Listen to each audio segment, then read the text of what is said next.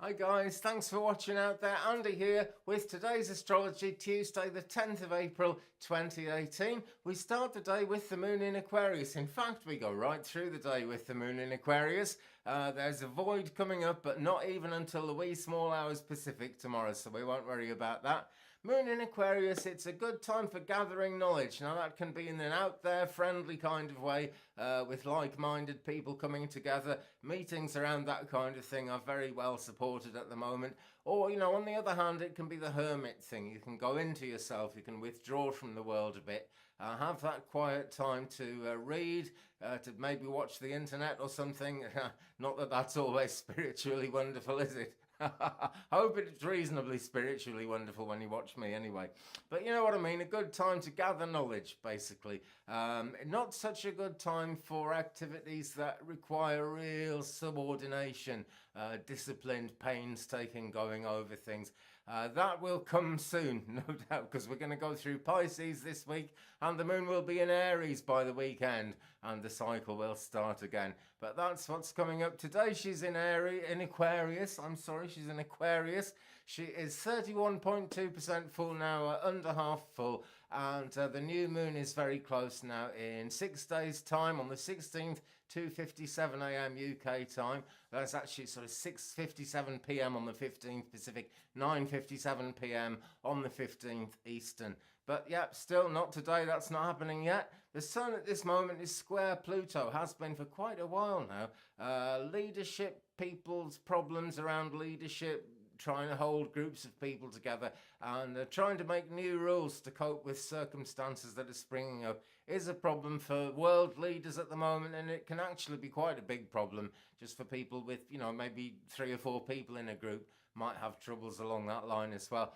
Basically, someone's got to take the lead, and it's really going to have to be sharing power that's really going to make a difference here. Whether our politicians can do that or not, well, I kind of doubt, to be quite honest. But you never know. You never know. The moon right now is sextile the sun, so it is a balanced time. It's a lovely alignment, this is real harmony, and good opportunities come up. So maybe those power brokering things will go well. Mercury is void in Aries. That has been the case for a while.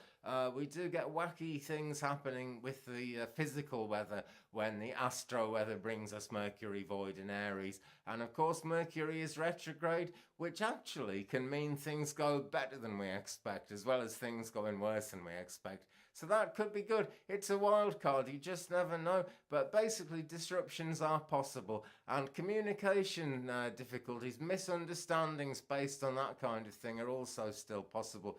Because at this moment, we're really just into the Mercury retrograde phase intensified. Now, it has been a lot less intense, actually, for nearly 2 weeks now.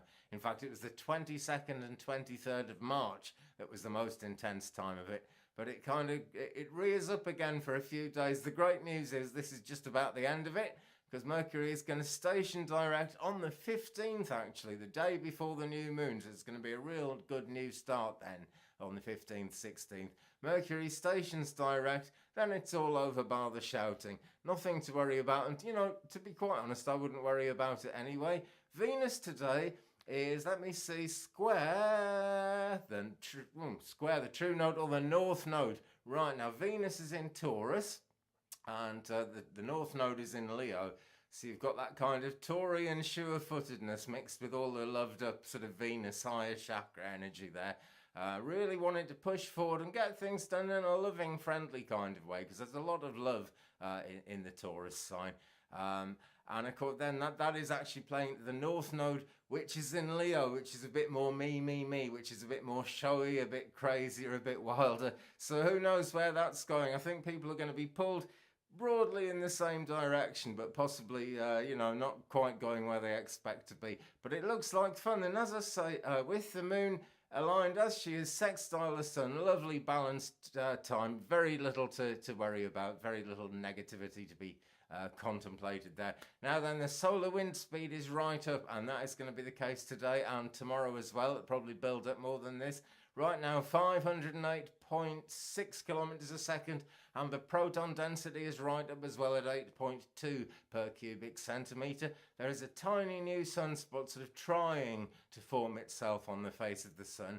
But we're actually going to get into G1 class geomagnetic storms because there is a huge amount of solar wind now flowing from a hole in the corona of the surface of the sun. Basically, that causes buffeting in a way. Some of us don't notice at all. Some of us do. It plays into electronics. We get much more of an electrical charge in the ionosphere, and of course, it can affect the human mind, and it can bring a feeling of pressure as well. You know, so you might have to breathe deep. Some people might need a couple of aspirins or a paracetamol, or I don't know, whatever's safe, whatever makes your head stop aching. That's the main thing. So yeah, a little bit headachy in the next couple of days, I feel. But that's only what I think. Do not worry about it. Keep your chin up, keep your tongue out. Thanks for watching to Big Brother out there. I'm changing this a bit from tomorrow, okay? Mercury retrograde is teaching me in a very positive way. I've had this plan for the last week or so, right, to record these the day before, so they go up at midnight, and people at other parts in other parts of the world can actually get it straight away. Now that sort of should work fine, but it just hasn't. Yesterday, my video uploaded twice, and so loads of people watched one, and some people watched another, and it kind of got really strange.